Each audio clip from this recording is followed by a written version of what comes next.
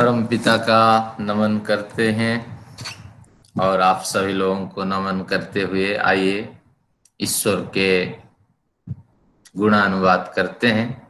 एक मंत्र ले,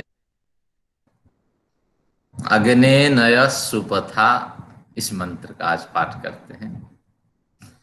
ओम अग्ने नय सुपथा राये अस्मान विश्वानि देव वयुनानि विद्वान् युयोध्यसमज्जुहुराणमेनो भूयिष्ठां ते नम उगतिं विधेम। ओम शांति शांति शांति। उपस्थित सभी सज्जनों, मातृशक्ति, आप सभी लोगों को अभिवादन। और सांख्य दर्शन के जो द्वितीय अध्याय है वो समाप्त प्राय है, इसके लिए विशेष रूप से अभिवादन। थोड़े दिए और एक सिद्धांत ग्रंथ के 2 अध्याय हम लोग सब मिलकर के पढ़ लिए, तो निश्चित रूप से ये एक बड़ी सफलता है, हमारी एक बड़ी यात्रा है, जर्नी है। तो आज सांख्य दर्शन में आए हुए कुछ योग दर्शन के प्रकरण हम लोग अध्ययन करेंगे। सूत्र संख्या 33 देखिए, और इसके पूर्व के प्रकरण अनुराधा जी ने बढ़िया समझा दिया, हमें पूर्व प्रकरण को समझा दिया कि क्रमशः अक्रमशश्च इंद्रिय वृत्ति, इंद्रियों की जो वृत्ति है, इंद्रियों का जो व्यापार है, इंद्रियों का जो प्रभाव है, वो कभी क्रमश भी होता है और कभी अक्रमशः, यानी क्रम नहीं दिखाई पड़ता और शीघ्रता से वो संपादित हो जाता है, वो व्यापार, वो वृत्तियां संपादित हो जाती हैं। और इनमें कई कारण हो सकते हैं, 2-3 कारण हमने लिए हैं। तो इसमें एक अभ्यास वृत्ति है, और एक शीघ्रता भी है, और एक भय है, और अनुराधा जी ने इसमें एक और आड़ कर दिया है, आघात की स्थिति में। तो इस तरह बहुत से ऐसे स्तर हैं, बहुत सी ऐसी प्रवृत्तियां हैं जिनके कारण इंद्रियां शीघ्र ही अपने कार्य को संपादित कर लेती हैं, लेकिन बहुत सी ऐसी स्थितियां हैं धीरे धीरे इंद्रिय संपादित करती हैं, जैसे हमारा ध्यान है। तो ध्यान क्रिया में अगर अक्रमश वृत्ति अगर तो हमें तो बढ़िया लाभ मिल जाता, लेकिन वो होता ही नहीं है। धीरे धीरे क्रमशः क्रमशः हमारा जो तुरीयावस्था है वो सिद्ध होती है, फिर तुरीयावस्था आगे बढ़ती हुई चली जाती है, फिर हमें ईश्वर साक्षात्कार आदि के लिए ज्ञान बल प्रयत्न आदि ईश्वर से प्राप्त होते हैं। तो इस तरह ये क्रम है। इंद्रियां किन्हीं किन्हीं स्थितियों में जल्दी भी सफल हो जाती हैं अपनी क्रियाओं को करने में, और कुछ स्थितियां ऐसी है जिनमें धीरे धीरे वो प्रवृत्त होती हैं। अब देखते हैं 33 नंबर में एक योग दर्शन का प्रकरण इन्होंने उठाया। वृत्तयः पंचतयः क्लिष्टा क्लिष्टास, क्लिष्टा क्लिष्टा। अब क्लिष्टा जो अवग्रह लिखा है, तो उस अवग्रह का नाम है अ। जब संधियां हट जाएगी समय इसका अर्थ होगा अक्लिष्टा, लेकिन जब पढ़ेंगे क्लिष्टा क्लिष्टाश्च, अवग्रह को हम पढ़ते नहीं है, उच्चारण में उसका प्रयोग में हम लोग लाते नहीं है। लेकिन मैंने बनारस के एक विदुषी के द्वारा कुछ वीडियो भेजे गए पितृमेध सूक्त पे, तो उसको बारीकी से देखा। एक विदुषी मंत्रों का पाठ कर रही है और वो अवग्रह को तोड़ करके पंक्तियां पूरी करके वो पाठ कर रही है। तो मैंने मन में सोचा कि निश्चित रूप से उससे पढ़ने वाले विद्यार्थी गलत परंपरा के शिकार हैं, और इस महिला ने अपने को सुधारा नहीं, और ये अवग्रह को तोड़ करके वेद मंत्र में भी, ये तो संस्कृत की पंक्तियां हम पढ़ रहे हैं, अवग्रह को तोड़ करके पंक्तियां बैठा करके तत्सवितुर वरेण्यम फिर वो पाठ करेगी, लेकिन वरेण्यम पाठ नहीं करेगी, क्योंकि इस तरह हमारे अंदर में भी बड़ी अविद्या है और हमने उसको सुधारा नहीं। और हमारे भी बड़े विद्वान विदुषी लोग जब हवन करते हैं, आप ध्यान रखिए, इदम न मम, इस तरह कहेंगे, इदम न मम। तो मम का मतलब है कि हलंत आपने लगा दिया, म के साथ अ है। जो विद्वान प्रबुद्ध विद्वान है, जिन्हें आप मानते हैं आदर्श विद्वान, उनको सुनिए। उत्तर भारत के उच्चारण है, हमसे बढ़िया दक्षिण भारत के लोग करते हैं। लेकिन मम और अंतिम अक्षर जो है वो दीर्घ हो सकता है, क्योंकि हमारा सूत्र कहता है पादांतस्थम। कोई भी शब्द उच्चारण करते हैं, अंतिम अक्षर को अगर दीर्घ करते हैं वो विकल्प रूप से दीर्घ होता है, न होते हुए भी इसको दीर्घ उच्चारण आप कर सकते हैं। तो आज से आप ध्यान रखिए, जब भी मंत्र की समाप्ति होती है, बा इदम न मम आदि जब उच्चारण करते हैं, तो मम न कह करके इदम न मम, अगर थोड़ा लंबा खींच लिए तो भी शास्त्र के द्वारा ग्राह्य है। लेकिन ऐसी परंपराएं बनी है, आर्ष परंपरा में भी विद्वान विदुषी लोग इस तरह प्रयोग करते हैं, तो इससे आप बचे। अब वो तो अनवसर में थोड़ी चर्चा हो गई। अब वृत्तयः पंचतयः क्लिष्टा क्लिष्टाश्च, 5 तरह की वृत्तियां होती हैं, और ये वृत्तियां क्लिष्ट वृत्तियां कहलाती हैं और अक्लिष्ट वृत्तियां कहलाती हैं। अब ये वृत्तियां कहाँ होती हैं, यहाँ का उल्लेख कपिल जी को अभिप्रेत नहीं रहा। इंद्रियों की तो चर्चा हो रही, तो निश्चित रूप से इंद्रियों में 3 प्रमुख जो अंतः इंद्रियों की चर्चा उन्होंने कर दी, अध्यवसाय बुद्धि, अभिमान अहंकार, और मन की जो बात आई तो उभयात्मकम मन, उभयम इंद्रियम मन व उभयात्मकम मन। इस तरह 26वें सूत्र में मन की परिभाषा कर देने के बाद अब चित्त की बात न करके उन्होंने कहा वृत्तयः पंचतयः। तो अब हमारे जो उदयवीर शास्त्री, जो बड़े विद्वान माने जाते हैं, वो तो टीकाकारों की सहायता लेते हैं, उनके लेखन में कोई त्रुटि नहीं। तो उन्होंने कल्पना की है इसके समाधान के लिए कि यहाँ जो 5 इंद्रियां हैं उनकी 5 तरह की वृत्तियां होगी। शब्द स्पर्श रूप रस गंध को ग्रहण करने वाले ज्ञानेंद्रियां 5 हैं। जो 5 वृत्तियां हैं, तो उन्हीं वृत्तियों की बात कही जा रही है कि मन में व हृदय में, अंतःकरण में या चित्त में, कुछ कहीं भी हो, जितनी वृत्तियां हमारी उठती हैं, अभी तो चित्त को रोक दीजिए, तीनों करणों की चर्चा चलाए, तो बुद्धि में, मन में और अहंकार में, इन तीनों घटकों में जितनी भी वृत्तियां हमारी उठती हैं, वो वृत्तियां 5 तरह की होंगी।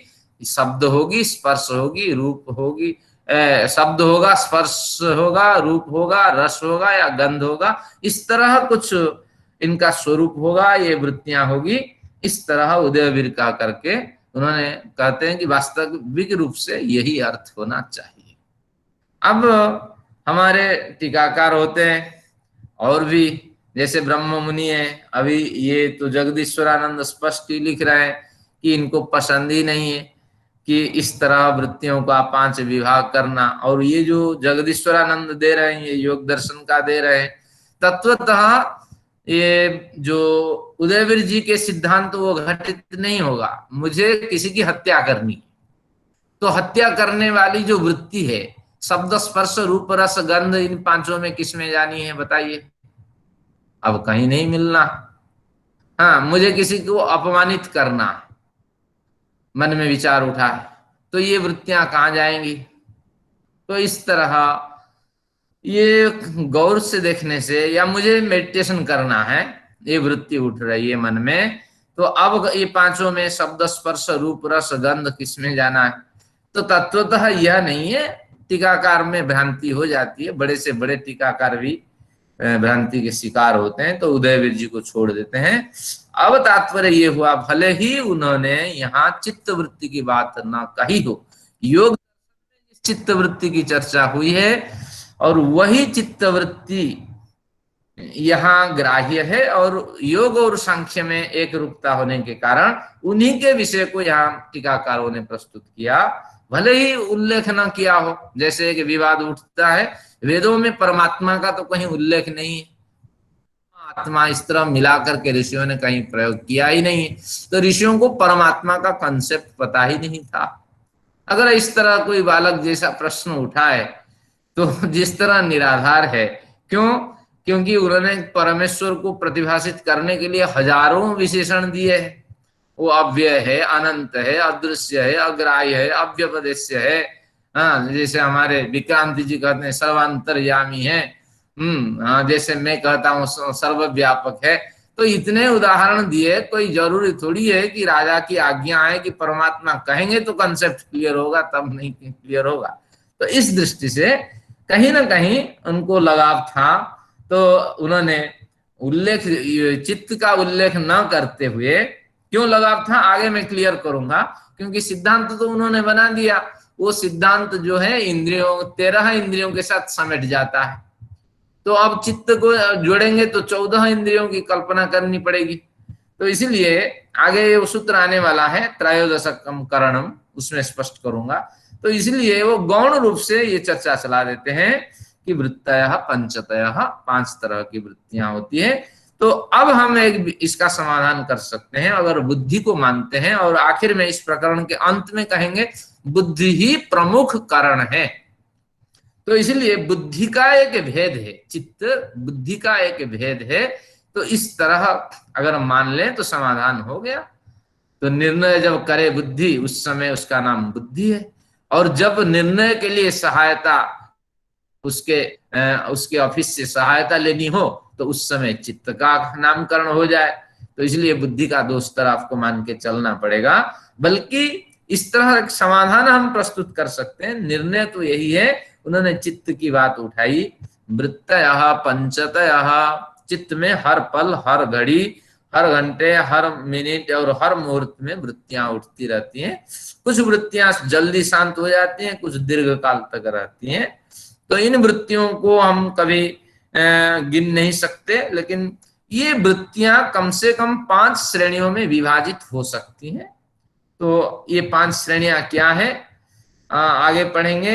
लेकिन वो कहते हैं कि ये 5 श्रेणियों में विभाजित हो जाने के बाद क्लिष्टा अक्लिष्टा, इन वृत्तियों का 2 तरह का और विभाजन हो सकता है। भोग ग्रहण करने के उद्देश्य से ये वृत्तियां क्लिष्ट वृत्तियां कहलाती हैं, और अपवर्ग, मुक्ति, सुख, आनंद आदि ग्रहण करने के अभिप्राय से अगर ये वृत्तियां हमारे अंतःकरण में प्रवृत्त होती हैं तो इनको अक्लिष्ट वृत्तियां हम कह सकते हैं। इस तरह सूत्रकार ने कहा। अब टीकाकार जो आपके पास है जगदीश्वरानंद है, इन पे थोड़ा ध्यान देते हैं अब, जिससे कि हमें योग मार्ग में थोड़ी सहायता मिलेगी। कभी तो योग दर्शन पढ़ेंगे भविष्य में, लेकिन अभी ये इनके कपिल के कारण थोड़ा योग पढ़ लेते हैं। वृत्तियां 5 उन्होंने गिनाई। प्रमाण, विपर्जय, विकल्प, निद्रा, स्मृतयः। सारा व्यवहार इन 5 श्रेणियों में होके हमारा गुजरता है। जब हम जागृतावस्था में होते हैं, सबसे पहले व्यवहार जागृतावस्था में होता है, तो उस समय प्रमाण वृत्ति, विपर्जय वृत्ति, विकल्प, निद्रा और स्मृति वृत्तियां हमारे पास प्रमुख होती हैं। उदाहरण में प्रमाण लेते हैं। प्रमाण क्या है कि हमने कपिल के सिद्धांत पढ़ रखे हैं। कपिल कहते हैं 3 प्रकार के प्रमाण हम मानते हैं, प्रत्यक्ष, अनुमान और आगम। ये प्रमाण ही कपिल को अभिष्ट है। तो इसीलिए ये प्रमाण वृत्ति का एक प्रकरण है। यानी जब जागृतावस्था में हम व्यवहार करते हैं, हर कार्य हमारी इच्छा के अनुसार नहीं होता है। हर कार्य हम बारीकी से परखते हैं और औरों से मदद लेते हैं, तब जाके होता है। उदाहरण, एक आपको ड्राइवर रखना है घर में।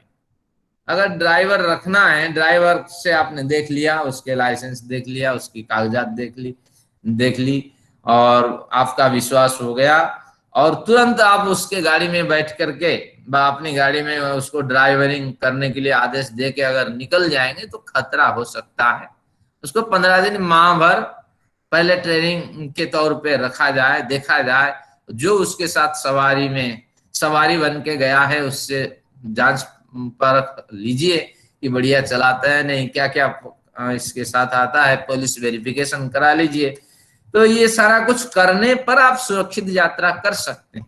अगर आप प्रमाण को हे ज्ञान करके उसके साथ यात्रा करते हैं तो निश्चित रूप से खतरा हो सकता है। तो ये कहते हैं कि जागृत अवस्था में दो स्थितियों से आप गुजरेंगे। प्रमाण वृत्ति तो आएगी, लेकिन प्रमाण वृत्ति दो स्वरूप लेके आए। पहला स्वरूप है क्लिष्ट, कष्ट देने वाली होगी, और दूसरा स्वरूप है अक्लिष्ट, सुख देने वाली होगी। और ये दोनों वृत्तियां जब समाधि की स्थिति आपकी होगी, ये दोनों वृत्तियां रहित हो जानी चाहिए। समाधि में कोई कंडीशन नहीं है। योगस चित्त वृत्ति निरोधक कहने का मतलब है चित्त वृत्तियों का वहां पूर्ण निरोध चाहिए। अगर आप अच्छी वृत्तियां, अक्लिष्ट वृत्तियां अपनाना चाहते हैं और बुरी वृत्तियां हटाना चाहते हैं, ये आपकी जागृत अवस्था में हो सकता है और ये आपके स्वप्नावस्था में हो जाए।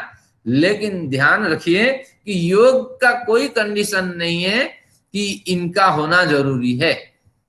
जैसे मैंने कहा था कि सभी वृत्तियां निरोध कर दी जाए, सभी वृत्तियां निरोध नहीं हो सकती। और अक्लिष्ट वृत्तियां, जो अच्छी वृत्तियां हैं, सत्वगुण प्रेरित वृत्तियां हैं, उनको आप स्थान दीजिए। लेकिन उस समय वो योग समाधि नहीं कहलाएगी। वो तो एक योग का प्रारंभिक क्रिया है, उससे एकाग्रता की प्राप्ति होगी। योग का मतलब ही है योग चित्त वृत्ति निरोध। सभी प्रकार की वृत्तियां जिस समय निरोध को प्राप्त कर जाती हैं, तो उस समय उस स्थिति का नाम योग है। ये आपको ध्यान रखना पड़ेगा। लेकिन क्लिष्ट और अक्लिष्ट वृत्तियों का व्यवहार जो है जागृतावस्था का व्यवहार है। एक बार इसको देखते हैं। प्रत्यक्ष प्रमाण से, प्रमाण आप लीजिए, पहली वृत्ति ले लीजिए। आज इसलिए छोटा प्रकरण रखा कि योग आपको थोड़ा समझ में आए। जो प्रमाण है, प्रत्यक्ष प्रमाण से आप व्यवहार करते हैं। अगर प्रत्यक्ष प्रमाण पे आपने गौर नहीं किया तो निश्चित रूप से आपको दुख मिल सकता है। उस समय क्लिष्ट वृत्ति, क्लिष्ट प्रमाण से आप गुजर रहे होते हैं और आपने तो परीक्षा नहीं की, और सेवक को कहा चाय बना दो, और चाय बनाए, और सेवक का जो अभ्यास है और सेवक का की जो आदत है, तो उस तरह चाय बनेगी। अगर पत्ती ज्यादा डल गई या चाय की पत्ती ज्यादा उबल गई या आपके अनुरूप आप जैसे पीते हैं उस तरह उसको ज्ञान नहीं, अनुभव नहीं, ट्रेनिंग नहीं, तो निश्चित रूप से आपको नुकसान होने वाला है। तो ये कष्ट हो गया। थोड़ा सा श्रम आपको करना था लेकिन आपने ध्यान नहीं दिया। तो इस तरह अविश्वस्ते विश्वसीति हमारे इसमें आते हैं नीति शास्त्र में कि किसी पे तो भरोसा नहीं करना सिवाय अपने ऊपर, और साथ में जिसे आप ज्यादा विश्वस्त मानते हैं उससे भी खतरा है। तो ये ध्यान रखिए, जिसको तो दुश्मन मानते हैं उससे दूरी बना के रखते हैं, उससे उतना खतरा नहीं, लेकिन जिसको ज्यादा प्रिय व्यक्ति मानते हैं उससे ज्यादा खतरा है। इस भावना से तो आपको अक्लिष्ट वृत्ति की प्राप्ति होगी, नहीं तो क्लेश मिलने वाली वृत्ति हमेशा आपको मिलती रहेगी। पैनी नजर से सारा काम करिए। पानी ले आइए, किस तरह पानी आता है आपको पता है, और वो ग्लास धोता या नहीं, किस तरह डुबाता है, उसकी उंगली डूबती है या नहीं, ये आप ध्यान नहीं देते हैं। पानी तो आपको आ जा रहा है, आप पी जा रहे हैं। तो इसलिए हर कार्य आप स्वयं करिए, और जो कार्य दूसरों से करवाते हैं उनको ट्रेनिंग दीजिए, और निगरानी भी बीच बीच में रखते रहिए, तभी होगा। अगर ऐसा नहीं होगा तो महर्षि दयानंद जैसे व्यक्ति को जहर भी पिलाया गया है। तो ये ध्यान रखना चाहिए, हर पल हमें निगरानी रखनी होगी, तभी अक्लिष्ट वृत्तियां हमें मिलेगी, नहीं तो कष्ट हमेशा मिलता रहेगा। ये प्रत्यक्ष है। प्रत्यक्ष प्रमाण की बात के बाद अनुमान, जो हमारा प्रत्यक्ष प्रमाण जहां तक काम नहीं करता, वहां अनुमान प्रमाण आदि लगा करके ये व्यक्ति किससे बात कर रहा है, इसका उद्देश्य क्या है, किससे मिल रहा है, बच्चा कैसे बिगड़ रहा है या सुधर रहा है, इसकी तरक्की हो रही है या नहीं, कितने बार बच्चा हमसे बात करता है, ये कुछ अनुमान लगाने का आप प्रयत्न करें। अगर अनुमान के साथ, अनुमान प्रमाण के साथ आप व्यवहार करके जीवन जीते हैं तो आपको अक्लिष्ट वृत्तियां मिलेगी, नहीं तो कष्ट तो मिलना ही मिलना है। तो इसलिए कोई भी कार्य हो, थोड़ा संदेह दृष्टि से उस पे आप प्रमाण आदि की समीक्षा करें, लेकिन दूसरों को पता न लगे कि आप प्रमाण का प्रयोग कर रहे हैं या संदेह दृष्टि से देख रहे हैं। इस तरह ये हो गया जागृत अवस्था। और आपका जो स्वप्न जागृतावस्था में और आपका व्यवहार, सारा जो व्यवहार होता है सांसारिक व्यवहार में, आप प्रत्यक्ष और अनुमान प्रमाण की सहायता लीजिए। लेकिन जब ध्यान आदि समय पे, ध्यान आदि में आप निमग्न रहते हैं, जब उपासना में होते हैं, जब दान करते हैं, जब सेवा करते हैं, परोपकार करते हैं, उस समय आपको किस प्रमाण से व्यवहार करना है? आगम प्रमाण से। द्राघियांसम मनुपस्येत पंथा, ये पंक्ति को रटते हुए आप 500 रुपए पकड़ाइए सेवक को भूल जाइए आपने कभी दिया था। अगर वो वापस करता है, रखो रखो, मुझे तो ध्यान नहीं है कभी मैंने दिया था। इस तरह कुछ अभिनय करिए ताकि उसको उत्साह बना रहे, दोबारा वो मांगे। और घर में जाके अपने घरवाली से व घरवाला से कहेगा कि अरे उनको तो ध्यान ही नहीं रहता कब वो कितने पैसे देते हैं, मैं तो ईमानदारी से वापस कर देती हूँ। तो ये पंक्ति इस तरह, आगम पंक्ति इस समय बड़ा काम करने वाली है। तो आगम क्या है? द्राघी आंसम अनुपस्येत पंथाम, आपके पास साधन है और आपको लंबी यात्रा चलना है, दीर्घ मार्ग पे चलना है। तो इसलिए इस छोटे छोटे जो त्याग है इनको भूल जाइए और बटोरने की कोशिश ना करिए और चलते जाइए आगे। अगर कोई वापस कर दिया तो ठीक है, ना कर दिया और सामर्थ्य है तो उसको दोबारा वापस कर दीजिए। तो इस तरह का व्यवहार में चलिए। और मेडिटेशन में तो बड़ा कारगर है, आगम प्रमाण है। क्या है? जिस समय परमेश्वर के आनंद स्वरूप का हम स्मरण करके ध्यान लगाते हैं, उस समय बड़ा आनंद आता है। आनंदमयो अभ्यासात, बार बार अभ्यास करने से परमेश्वर के आनंद स्वरूप स्पष्ट होते हैं। तो मुझे स्पष्ट नहीं हो रहा है, मेरे अभ्यास में कहीं ना कोई कमी है। तो इस तरह फिर कहते हैं कि रसो हेवायम लब्ध्वा नंदी भवति, ईश्वर आनंद स्वरूप है। आनंदम ब्रह्मणो विद्वान न विभेति कदाचनेति। इस तरह आनंद स्वरूप के स्मरण करने के लिए आपको बहुत सी पंक्ति रट करके आगम प्रमाण के हिसाब से चलना पड़ता है। तो दान, सेवा, परोपकार, निद्रा, इन सब में जो वैयक्तिक जीवनचर्या है उसमें आगम प्रमाण का बड़ा साथ होता है, बड़ा बल मिलता है। एक मंत्र पाठ करके आप अगर 2 बूंद आंसू गिरा देते हैं तो मन बड़ा निर्मल हो जाता है। क्या बढ़िया मंत्र है! अत्वारंभम न जिब्रयो आरंभ सवसस्पते उस्मसित्वा सधस्ता। अत्वारंभम न जिब्रय, जिब्रय बूढ़े की भांति में तुझे डंडा समझ रखा हूं। डंडे के सहारे से बूढ़ा व्यक्ति चलता है, तो जिब्रय ना, जैसे बूढ़ा के समान मैं आपको डंडा समझ करके पकड़ रखा हूं। तो उस तरह आप डंडे के समान, मजबूती डंडे के समान मुझे सही रास्ते पे ले चलिए। अगर आप ही मजबूती खो देंगे तो निश्चित रूप से इस भव संसार में मैं गिर जाऊंगा। तो इस तरह मंत्रों का संग्रह करिए, आगम प्रमाण से बड़ा लाभ है। तो जीवन को चलाने के लिए, यानी आपका जो व्यवहार है, जागृतावस्था है, स्वप्नावस्था है, इस व्यवहार को मधुमय बनाने के लिए आपको प्रमाण वृत्ति का आश्रय लेना होगा और बिना प्रमाण से कोई कार्य न करें। और सांसारिक व्यवहार में प्रत्यक्ष अनुमान का, और जो वैयक्तिक व्यवहार है, साधना आदि हैं, दान, सेवा, परोपकार, ध्यान, संध्या, उपासना, उसमें आगम प्रमाण का भी आप स्मरण करें। तो इस तरह हमारा प्रमाण का एक स्वरूप मैंने दिखा दिया। एक विपर्यय का स्वरूप देखिए। सारे वृत्ति प्रमाण के अंदर ही, बहुत सी वृत्तियां प्रमाण के अंदर ही आ जाती हैं और हर व्यक्ति टटोल करके व्यक्ति के साथ व्यवहार करता है। इतना लगाया तो उतना होना चाहिए। अगर आपने 15 मिनट की देर की तो इसके पीछे कोई वजह होगी। आपने अगर 2 माह घर में रह गया तो हम कैसे भरोसा करें कि अगली बार जाओगे तो नहीं रहोगे। प्रमाण वृत्ति तो बहुत महत्वपूर्ण वृत्ति है, लेकिन कई बार हम ढीले कर देते हैं जिसके कारण हमें कष्ट होता है। शास्त्र कहता है इस व्यवहार से आप बचें। फिर कहते हैं विपर्यय की वृत्ति है। विपर्यय का मतलब मिथ्या ज्ञान, मिथ्या ज्ञान, विपरीत ज्ञान।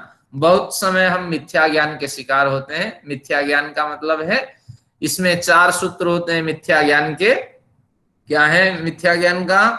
कि अनित्य, अशौच, अनित्या सूचि, दुख और अनात्म, ये 4 सिद्धांत आपको रट के रखना है। अनित्य, अशौच, दुख और अनात्म। ये चार सिद्धांतों को आपको पक्के कर लेना चाहिए कि अनित्य क्या क्या है संसार में। तो सब अनित्य है, कोई अनित्य है नहीं सिवाय जीवात्म स्वरूप के। तो ये अनित्य हो गया, और ईश्वर के बिना कोई नित्य नहीं है। तो ये आपको पक्का ज्ञान के साथ रखना चाहिए। अशौच क्या है? मिथ्या बोलना, झूठ बोलना, धोखा देना, छल कपट करना, जिसके साथ जो व्यवहार करना चाहिए वो न करना, तो कि झांसे में रखना, इस तरह व्यवहार ये निश्चित रूप से अशौच व्यवहार है। तो अनित्य, अशौच, अशुचि, दुख। दुख क्या है ना? दुख जो, तो दुख सबको दुख है, वो तो दुख है ही, और जिसे भी सुख मानते हैं उसके अंदर भी दुख छिपा हुआ होता है। वो हमारे संस्कार को बिगाड़ने वाला है। ज्यादा आवश्यकता नहीं है तो उसका उपयोग न करें। अगर उपयोगी है वो वस्तु तो न्यूनतम उसका सेवन करें, क्योंकि दुख देने वाली हर वस्तु है और संसार दुखमय है। ये हो गया अनित्य, अशुचि, दुख। और अनात्म क्या है? किन किन में आत्माएं नहीं होती हैं, ये आपको जानना पड़ेगा। ये एक बढ़िया अध्ययन है, आगे प्रकरण आएगा तो उस समय खोलूंगा कि कहाँ कहाँ आत्माएं होती हैं, कहाँ कहाँ नहीं होती है। आप फल खाते हैं बड़े चाव से फल खाते हैं। आप क्या खाते हैं? पनीर खाते हैं, और आप पालक खाते हैं, और बहुत से सामान खाते हैं। इनके अंदर आत्मा होती है या नहीं, ये आपको जानना चाहिए। और आत्मा की परिभाषा है कि इच्छा, द्वेष, प्रयत्न, सुख, दुख, ज्ञान, ये 6 चीजें जिसमें होती है वो आत्मा है। और फल के अंदर ये होता ही नहीं है। तो बड़े आराम से आप फल खा सकते हैं, क्योंकि फल का संबंध वृक्ष के साथ जब तक था तब तक फल को पोषण मिल रहा था, और जैसे फल को वृक्ष से अलग कर दिया गया तो फल का एक स्वरूप अलग हो गया। और मुख्य जो प्रिंसिपल आत्मा, जो पेड़ के अंदर हजारों आत्माएं होती हैं। एक तो उसके प्रिंसिपल आत्मा होती है जड़ में, जिसके कारण वृक्ष सक्रिय बना हुआ होता है। उसके अंदर लाखों चींटियां, बैक्टीरिया, फुंगी, वायरस, ये सब भरे हुए होते हैं, उसी वृक्ष पे टिके हुए होते हैं। ये सब आत्माओं का स्वरूप है। इसके अतिरिक्त एक अनुसयी स्वरूप आत्मा होती है। वो कहाँ किस तरह चिपक जाती है कोई नहीं जानता, क्योंकि न किंचित अपि अनुसयी, न अनुसयी स्वरूप दिखाई नहीं पड़ता। तो इस तरह 3 कैटेगरी के आत्मा इसके अंदर मौजूद होते हैं, और उनकी संख्या कौन कल्पना करें, एक वृक्ष में इतनी आत्माएं रहती हैं। लेकिन प्रमुख आत्मा के निधन हो जाने पर, जो जड़ में है, वृक्ष की जड़ में, ये सारी आत्माएं धीरे धीरे समाप्त हो जाती हैं, नष्ट हो जाती हैं, बिखर जाती हैं, एक से दूसरी जगह चली जाती हैं। लेकिन जैसे फल का संबंध पेड़ से अलग हो गया, तो इसका मतलब है प्रिंसिपल आत्मा से ये जुड़ा हुआ था, पोषण वहीं से मिल रहा था, और सारा तंत्र बिखर गया। जब बिखर गया तो उस समय ये केवल एक प्राकृतिक तत्व, जो प्राकृतिक स्वरूप फल है, तो उसी के साथ हर प्रकृति में 2 तरह के तत्व होते हैं, रई और प्राण। तो रई और प्राण से युक्त होकर के एक फल आपको मिलने लगा, और आप उसको खा सकते हैं, लेकिन उसमें जीवात्म शक्ति नहीं है। जीवात्म शक्ति उस प्रिंसिपल आत्मा के पास है। जैसे हाथ हमारा है, कार्य कर रहा है प्रिंसिपल आत्मा के साथ। शरीर में भी एक प्रिंसिपल आत्मा होती है, तो उसके साथ हाथ का व्यवहार है। हाथ को काट दिया जाए, वहां फेंक दिया जाए, और बहुत से लोग बड़े आराम से इसे हाथ को खाएं, जो खाने वाले हैं, लेकिन वो उस समय जीवात्मा को नहीं खा रहे होते हैं। जीवात्मा के साथ हाथ का जब सम्मिश्रण था, संलग्नता थी, तब तक इस हाथ में आत्मा थी। लेकिन मुख्य आत्मा से ये कट जाने के बाद ये अलग हो गया। अब इसमें अब आत्मा नहीं है। 5-6 घंटे के साथ इसका प्रत्यारोपण हो जाए तो बढ़िया, नहीं तो अब आत्मा से ये अलग है, मुख्य आत्मा से अलग है। इस तरह फल में आत्मा नहीं होती है, प्याज में नहीं होती है आत्मा, आलू में नहीं होती आत्मा नहीं होती है। क्यों नहीं होती है? क्योंकि जब वो पेड़ में थे तब इसके साथ प्रिंसिपल आत्मा जुड़ा हुआ था। उखाड़ देने के बाद वो आत्मा अब दूसरे शरीर में, दूसरे पौधे में, जैसी व्यवस्था, ईश्वरीय व्यवस्था में वो आत्मा चली गई। अब जो आपको दिखाई पड़ रहा है उसमें रस है, और उसमें ऊर्जा है, एनर्जी है, कई तरह के प्रोटीन है। तो तात्पर्य ये है प्राण शक्ति अभी उसमें मौजूद है, उसको सूखने में थोड़ा टाइम लगता है। तो इस तरह प्राण शक्ति से युक्त होकर के वो कुछ दिन अभी ताजा, आलू आपका ताजा रहेगा, प्याज आपका ताजा रहेगा, मूली आपकी ताजी रहेगी, लेकिन आत्मा के साथ उसका संबंध तब था जब वो नीचे गड़े हुए थे और फूल रहे थे, विकसित हो रहा था, विकास की क्रियाएं चल रही थी। लेकिन जैसे उखाड़ दिया गया, अब विकास नहीं होगा, पतन की ओर होगा। और परिभाषा ये है, जहां आत्मा होगी वहां निश्चित रूप से विकास ही विकास दिखाई पड़ेगा। अब विकास नहीं, प्याज अपने स्वरूप में है, बल्कि वो सिकुड़ता जा रहा है, आलू सिकुड़ता जा रहा है, फल भी सिकुड़ता जा रहा है, और फ्रिज में डाल देने के बाद मुश्किल से 15 दिन वो रहने वाला है, आगे तो उसमें बैक्टीरिया भी आ जाना है। तो इस तरह फल आदि खा सकते। अगर आप भोजन के लिए एक वृक्ष की हत्या करते हैं, पूरा उखाड़ के खाते हैं, तो कहीं ना कहीं हम जीव हत्या करते हैं, और न्यूनतम हत्या का आप शिकार बने, बड़ी हत्या न करें। तो इस तरह ये जो मैंने 4 सिद्धांत बताया था कि क्या क्या है, कि अनित्य, असूचि, दुख और अनात्मा, किन किन में आत्मा होती है, किन किन में नहीं होती, ये आपको जानना चाहिए। और आत्मा की परिभाषा है सुख दुख प्रयत्न, इच्छा द्वेष प्रयत्न, सुख दुख ज्ञान। ये 6 चीजें जिनमें विद्यमान रहती हैं तो वो आत्मा है। और इनमें ये 6 चीज नहीं है। आप प्याज को काटिए, कोई प्रयत्न नहीं करेगा प्याज भागने के लिए। आलू को आप काटिए, इस तरह कोई प्रयत्न नहीं होगा। और सुख दुख आदि आलू प्याज में आप लगाइए मशीन, वृक्ष में लगा दीजिए, वृक्ष को भी सुख दुख अनुभव होता है, वहां तो रीडिंग हो जाएगी, लेकिन यहाँ नहीं होगी, क्योंकि प्रिंसिपल आत्मा से ये अलग हो चुके हैं। तो इस तरह इसका संबंध है। एक बढ़िया प्रकरण इसमें आएगा, थोड़ी थोड़ी आपको धीरज रखनी होगी, तब जाके आनंद मिलेगा। तो इस तरह अगर हम विपर्जय जो वृत्ति है, उस वृत्ति से युक्त होकर के आत्मा अनात्मा का विवेक कर लेते हैं, तो निश्चित रूप से हम पाप से बच जाते हैं और कष्ट देने वाले कर्म से बच जाते हैं। और हम कुत्ते को भी पिटाई कर देते हैं, कॉकरोच की मार फेंक देते हैं, मेंढक को भी मार फेंक देते हैं। हम तो चाहते हैं हमें ही जिंदा रहना है और कोई जिंदा रहना ही नहीं है। तो इसलिए ये सारी कठिनाई होती है, परेशानियां होती हैं। और घर की जीवन शैली हम ऐसे बनाएं कि इन लोगों का इसमें प्रवेश न हो। जैसे कल व्याख्यान में वेद संस्थान में चर्चा हो रही थी, त्रिधातु शरणम मम, यानी कम से कम भवन 3 मंजिल होना चाहिए। अगर आप संपन्न हैं, बीच मंजिल में आप रहिए। नीचे मंजिल में हिंसाएं बड़ी होती है, क्योंकि वहां चूहा घुसेगा, हाँ वहां तो सर्प घुसेगा, वहां तो मेंढक आएगा, वहां तो कॉकरोच होंगे। तो इसलिए ये दूसरे यूज के लिए उसका व्यवहार करें। और ऊपर एक मंजिल और होगा तो आप जो ग्रीष्म है उसके उताप से बच सकते हैं। तो इस तरह त्रिधातु शरणम वेद में प्रमाण आता है कि अगर सुख पूर्वक जीना चाहते हैं तो 3 मंजिल कम से कम भवन होना चाहिए, तब जाके आनंद आपको मिलेगा।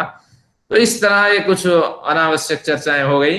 तो विपर्जय वृत्ति से हमें जुड़े रहना चाहिए व्यावहारिक जीवन में, और समाधि में तो ये सारी वृत्तियां हट जानी चाहिए। अगर हम विपर्जय वृत्ति से युक्त होकर व्यवहार करेंगे तो अक्लिष्ट वृत्तियां हमें प्राप्त होगी, सुख देने वाली वृत्तियां प्राप्त होगी।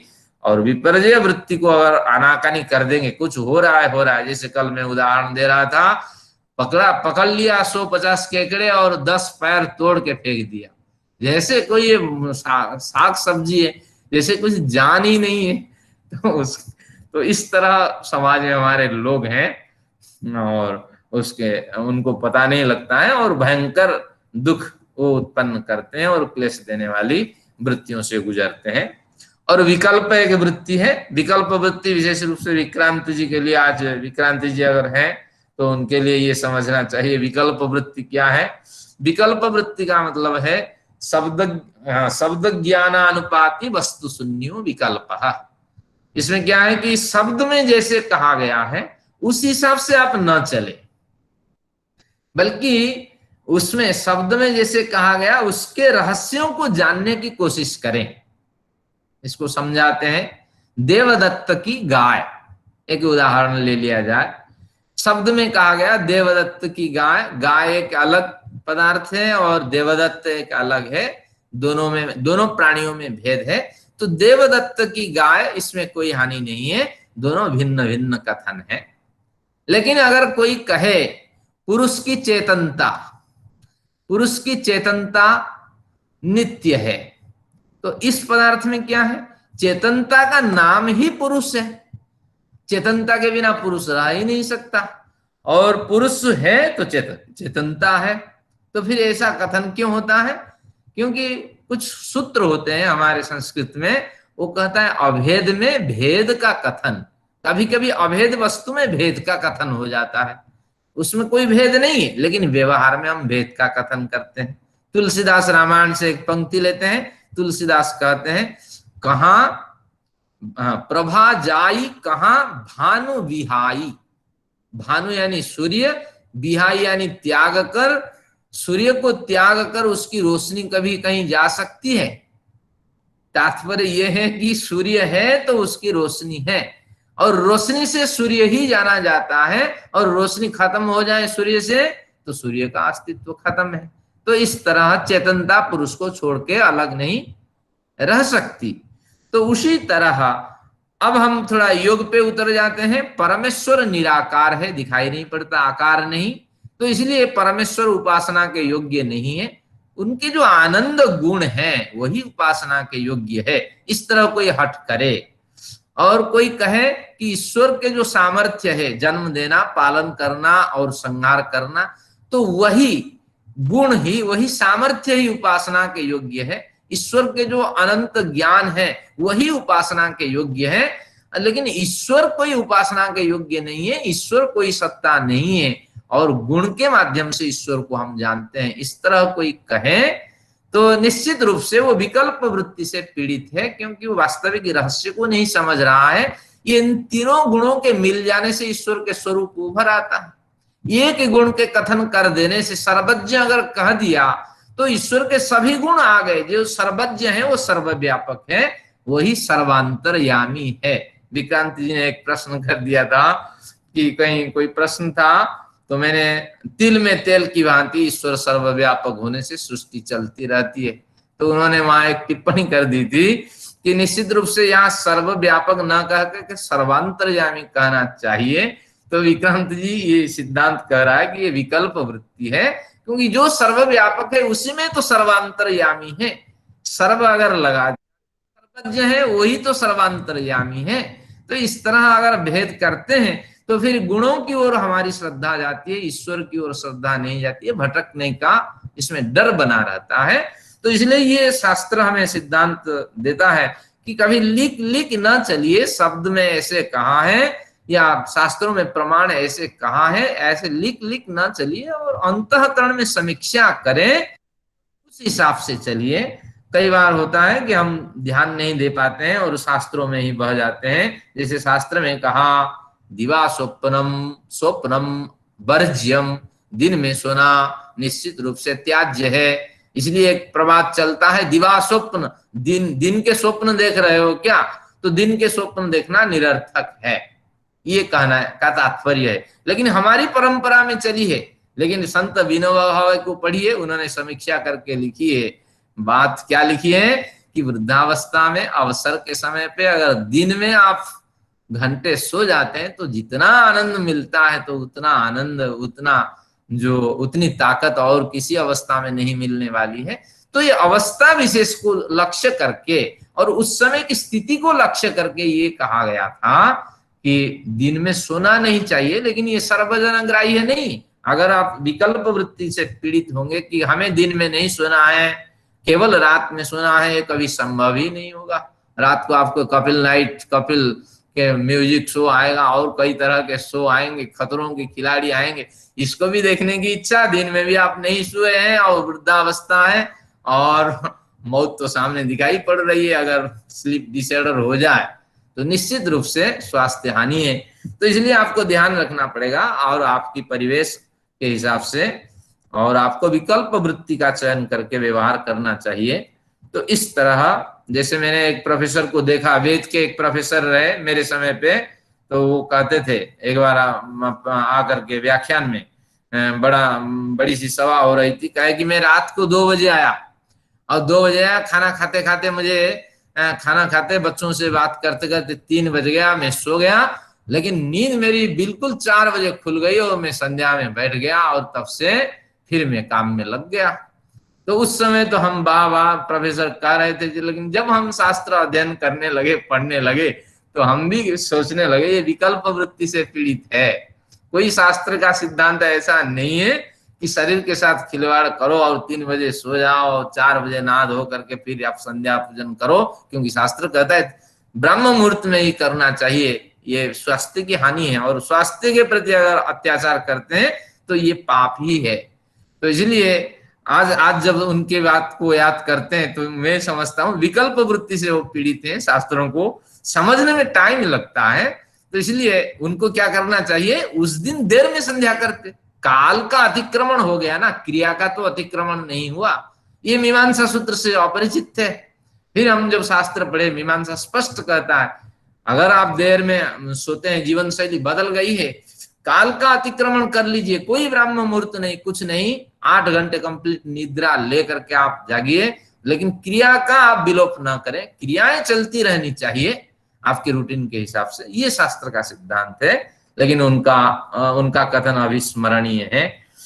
तो आगे ये विकल्प वृत्ति आपको समझना, और निद्रा वृत्ति भी समझना। निद्रा क्या है कि हमें गाढ़ निद्रा लेनी चाहिए, लेकिन संभव नहीं है सबके लिए, गाढ़ निद्रा नहीं होती है।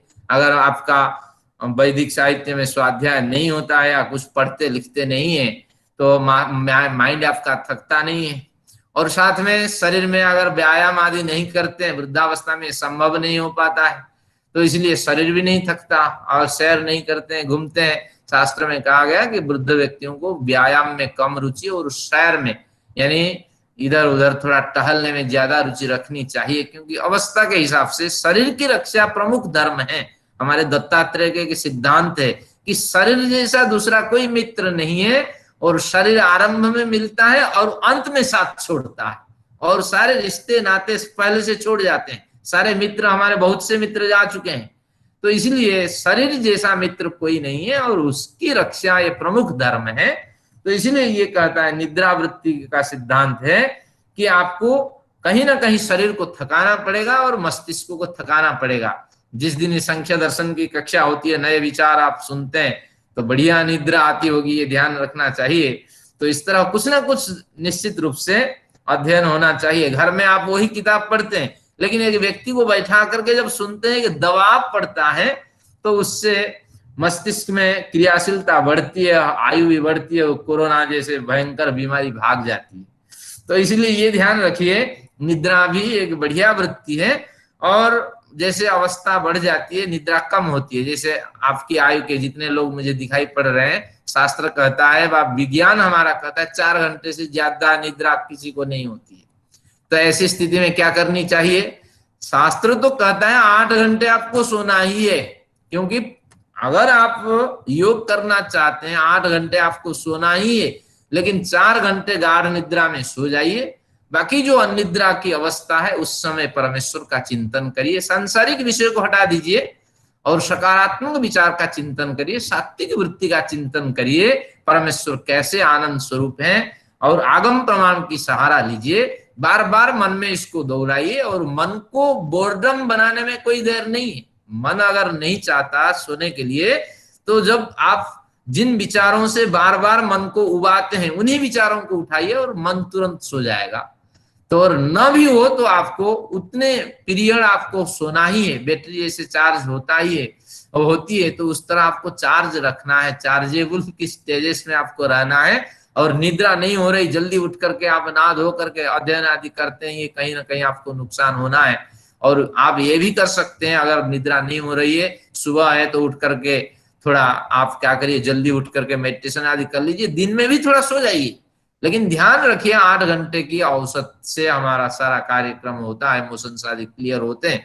तो निद्रा तो आपको कम से कम इतनी लेनी ही है, और इसमें कोई है फेर नहीं, क्योंकि हमारा गीता का एक बढ़िया प्रमाण है, नात्यस्नतोस्ति योगस्य न चैकांतम अनस्नतः न अति अस्नतो अस्ति योगस्य। जो ज्यादा खाने वाला है जैसे मेरे पास एक बढ़िया परिवार रहता है, कंप्यूटर परिवार, वो कहते हैं कि दिन में मैं खाऊं या ना खाऊं, रात को तो भरपेट खाना चाहिए, क्योंकि मुझे निद्रा रात को आती है, बिना भोजन के नहीं होता। लेकिन हमारा शास्त्र कहता है नाट्य स्नतोस्ति योगस्य, अगर योगी है तो आपको अधिक नहीं खाना चाहिए। न चैकांतम आनस्नतः, और उपवास करने वाला व्यक्ति भी योग नहीं कर सकता, क्योंकि उसके इम्यूनिटी पावर डाउन होगा, सोडियम कैल्शियम की कमी हो जाएगी, और पद्मासन क्या लगाएगा, ये तो सुखासन से बैठे ही नहीं पाएगा, पैर मुड़ जाना है। तो ध्यान रखना, कम भोजन खाना, पौष्टिक भोजन खाना। फिर कहते हैं न चाति स्वप्नशीलस्य, जिस दिन आप ज्यादा सो गए, ध्यान नहीं रखते हैं, अगर कैलकुलेशन नहीं करते, रात में मैंने इतने सोया था, दिन में इतने सोया था, इंडाइजेशन की प्रॉब्लम, आपके पेनक्रियास काम नहीं करेगा। तो इसलिए ये ध्यान रख के आपको चलना है, दिन में कम से कम 1 घंटा, ज्यादा निद्रा लेनी है तो रात में ले लीजिए, लेकिन ये औसत मिला देने से कम 8 घंटे के विश्राम हो जाना चाहिए। ये हमारे सिद्धांत है, नहीं तो आप क्लिष्ट वृत्ति से युक्त हो जाएंगे, कष्ट मिलेगा, दुख मिलता रहेगा, और उससे फिर कई तरह की भावनाएं होंगी। तो ये निद्रा वृत्ति पे आपको ध्यान रखना पड़ेगा। और फिर नचाति स्वप्नशील से जागृत नहीं बचा अर्जुन, बहुत से योगी होते हैं कि मेडिटेशन तो मैं करता रहूंगा, 18 घंटा महर्षि दयानंद करते थे, मैं भी 18 घंटा करता रहूंगा। तो आप सुना नहीं है, कुछ नहीं है, जिसे बच्चे पढ़ते हैं, बहुत से बच्चे पढ़ते हैं, हमारे समय में मेरे मित्र लोग पढ़ते थे, 18 घंटा 20 घंटे मेहनत करके पढ़ते थे, लेकिन कुछ याद नहीं। आप उनसे पूछ लीजिए जो बड़े श्रम करके पढ़ते हैं, इधर पढ़ के गए, उधर विस्मरण हो गया, क्योंकि स्लीप डिसऑर्डर हो गया तो मेमोरी पावर फेल हो जाना है। तो हम कैसे पढ़ते थे ना, व्यवस्थित रूप से साल से पढ़ाई करते थे, साल के प्रारंभ से, और धीरे धीरे 1-2 माह पहले पढ़ाई खत्म हो जाती थी, और उस समय हम केवल स्मरण करते थे, लिखें कैसे, किस ट्रिक को अपनाएं, कैसे करें, ये अध्ययन का स्वरूप है। लेकिन बच्चा आप शुरू से नहीं पढ़ता है, सिनेमा देखने जाएगा, और आखिर में अगर श्रम करेगा तो कुछ रहना, याद ही नहीं रहना है। अगर रह जाए संयोग से बात अलग है, 1-2 हो जाए सक्सेस, लेकिन इस तरह सिद्धांत न अपनाने से योगी नहीं बन सकता। और अक्लिष्ट वृत्तियां तो आपको नहीं मिलेगी, क्लिष्ट वृत्तियों से आपका जीवन व्यतीत होगा, कष्ट मिलता रहेगा।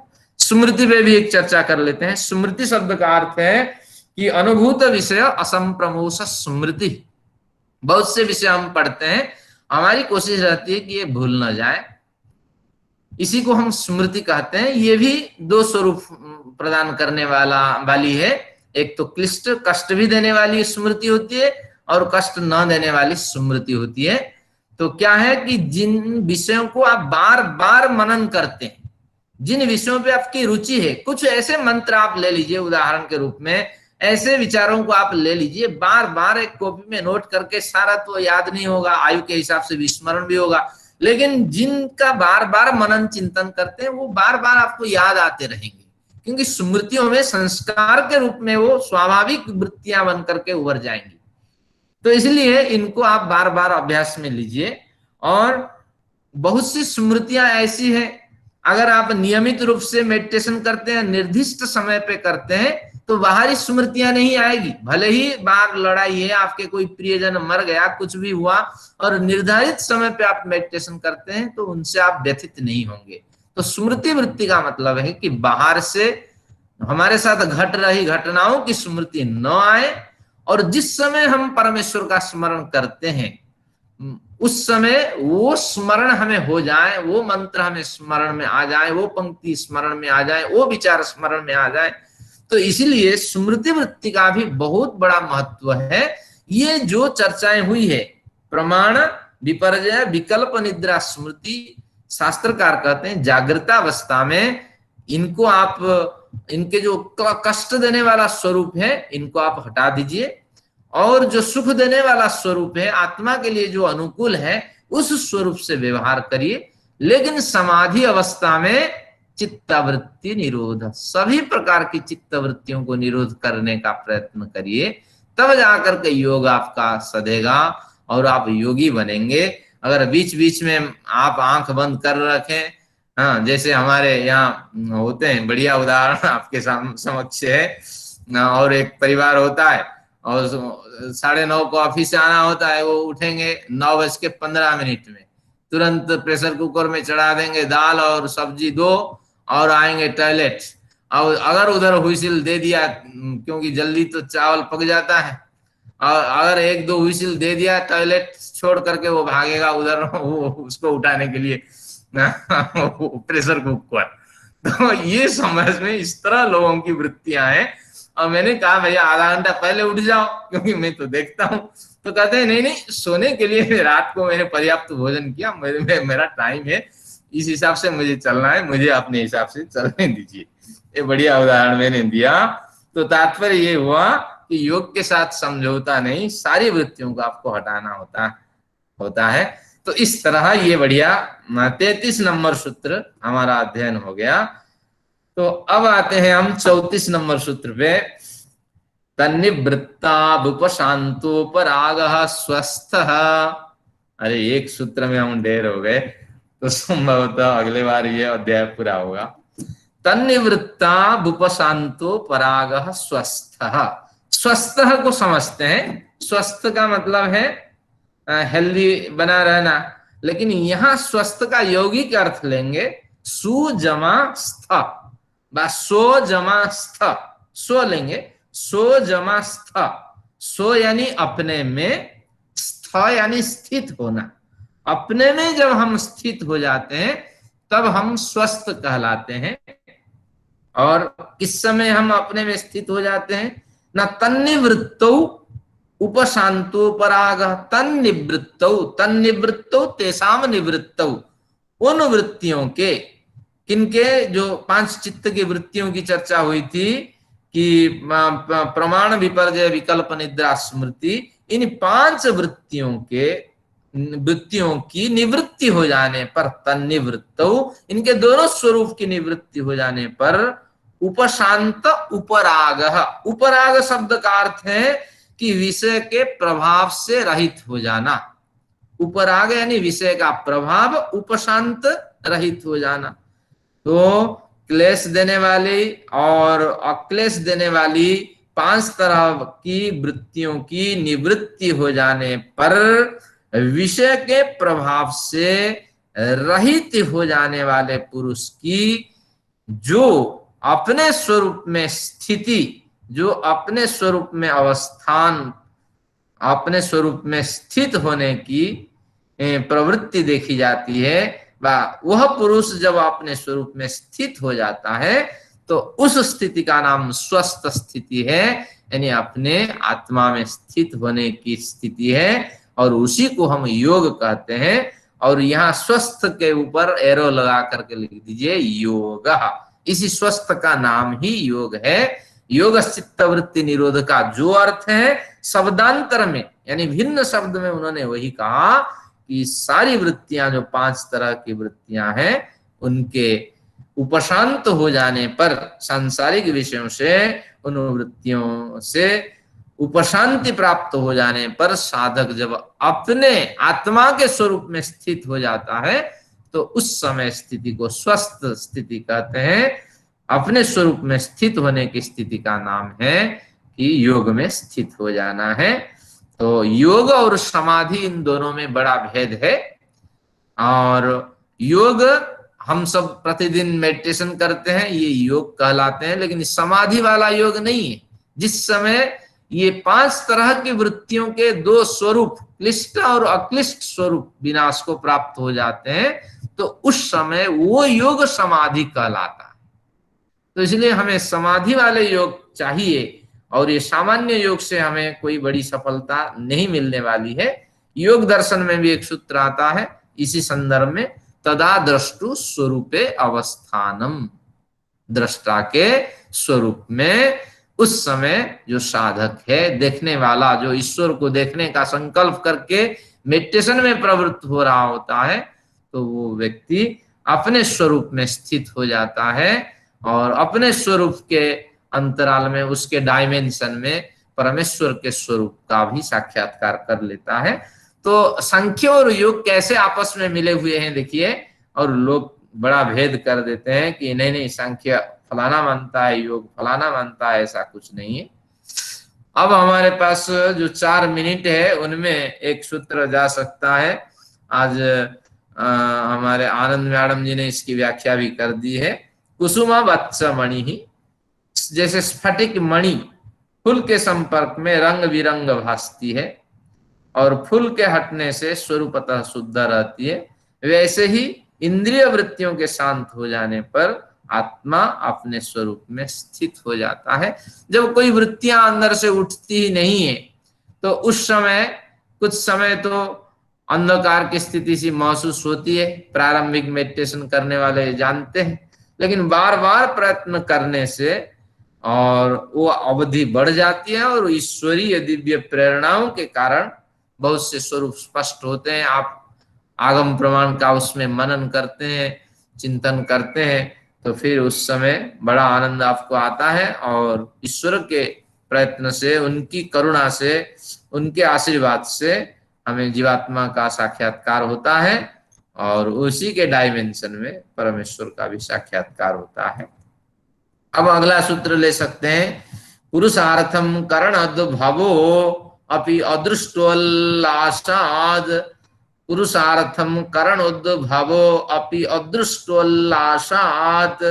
ये कहते हैं कि करणोद्भव, इसमें एक प्रश्न उठा, ये करण इंद्रियों की प्रवृत्ति क्यों होती है, इंद्रियां क्यों पुरुष को भटका देती हैं या पुरुष का कल्याण करना चाहती हैं, इसके पीछे क्या कारण है? ये दो कारण देते हैं। अदृष्टोल्लासात, जो अदृष्ट संस्कार हमारे पड़े हुए हैं, और संस्कार तो दिखते नहीं है लेकिन कुछ संस्कार अदृष्ट संस्कार के नाम से हैं, उसका उल्लसन होता है। उल्लसन यानी वो विस्फारित होते हैं, विकसित होते हैं, फल लेने के योग्य बन जाते हैं। तो अदृष्ट संस्कारों को फल देने के लायक बनाने के लिए, और पुरुषार्थम, पुरुष यानी जीवात्मा पुरुष, तो उस जीवात्मा पुरुष का जो परम प्रयोजन है उसको सिद्ध करने के लिए ये इंद्रियों की प्रवृत्ति देखी जाती है। तत्वतः इंद्रिय स्वयं प्रवृत्त नहीं होती है, इंद्रियां जो होती हैं जड़ होती हैं, और जड़ होने पर भी प्राकृतिक तत्व है। प्रकृति इन इंद्रियों के माध्यम से कहीं ना कहीं हमारे संस्कारों को आधार बनाकर और हमें गलत मार्ग में ले जाती है या अच्छी मार्ग में ले जाती है। तो ये इसका तात्पर्य है। और एक बढ़िया उदाहरण उन्होंने दिया 37वें सूत्र पे, क्या कि धेनुवद वत्साय, यहाँ प्रकृति का स्वरूप स्पष्ट है। हम भी सोचते हैं इंद्रियां हमें भटकाती हैं, इंद्रियां नहीं भटकाती हैं, प्रकृति भटकाती है, और प्रकृति भी नहीं भटकाती है। दो प्रयोजन होता है इसमें, अदृष्ट का उल्लसन होना और पुरुषार्थ, पुरुष आपने किए हुए कर्म का फल प्राप्त कर ले, और जो अदृष्ट फल निकला है जिसे प्रारब्ध कहते हैं, प्रारब्ध का अर्थ प्रकर्षेण आरब्धम फलम यस्य, जो फल लेने के लिए भली भांति तैयार बैठा है, केवल आप फल भोगो इस और वो तैयार बैठा है देने के लिए, सुख हो दुख हो जो भी आपका फल है, तो इस तरह उसको प्रारब्ध कहते हैं। इसी सूत्र के साथ उसको समझ सकते हैं, धेनुवद वत्साय, जैसे धेनु के स्थान में दूध हो जाए और उसको बेचैनी सी महसूस होती है, क्योंकि ईश्वर की व्यवस्था है कि उतने दूध निकल जाना चाहिए उसके स्थान से।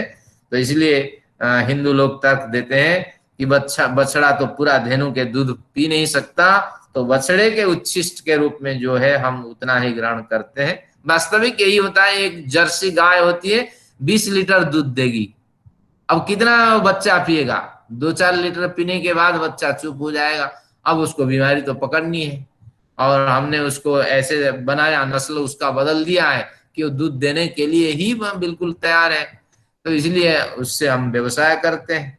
लेकिन ऐसा नहीं है, जो देसी गाय है उनकी बात चल रही है, तो उसकी भी ऐसी व्यवस्था है कि थोड़ा पालन पोषण करने वाले भी थोड़ा इस दूध का एनिमल प्रोटीन से लाभ लें। तो इस दृष्टि से धेनुवद वत्साय, धेनु जब दूध से लबालब हो जाती है तो बछड़े को ढूंढती है, तो उसी तरह जैसे गौ बछड़े के लिए दूध स्रवित करने के लिए प्रवृत्त होती है, वैसे ही आत्मा के लिए इंद्रियों के रूप में, यहाँ आपको जोड़ना पड़ेगा, वैसे आत्मा के लिए, और आगे जोड़ना पड़ेगा, आत्मा के लिए इंद्रियों के रूप में प्रकृति की प्रवृत्ति होती है। आत्मा के लिए इंद्रियों के पास एरो लगा करके लिख लीजिए, इंद्रियों के रूप में प्रकृति की प्रवृत्ति होती है। इंद्रियों में बल कहाँ है?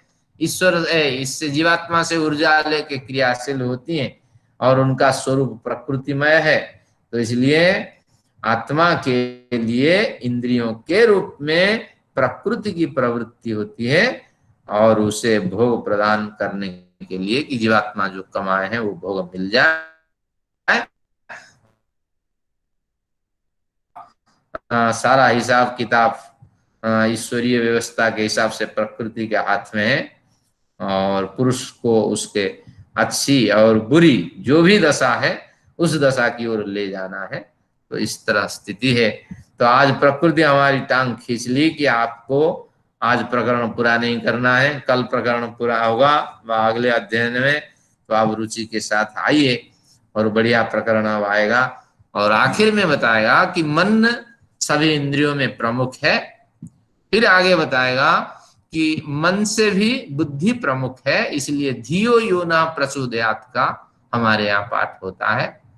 तो इसलिए मन से, सभी इंद्रियों से मन प्रमुख है और अंतःकरण में, सभी अंदर के करणों में बुद्धि प्रमुख है। और बुद्धि सुधर जाए तो जगत सुधर जाना है, क्योंकि विचार शुद्ध आएगा, निर्णय शुद्ध होगा। अब हम भ्रांतियों में फंसते हैं, गलत निर्णय में फंसते हैं और फिर बार बार पछताते हैं। तो इसलिए इस तरह एक चर्चा होगी। तो ये 38वां सूत्र आप पढ़ के आइए, क्यों 13 करण कहा।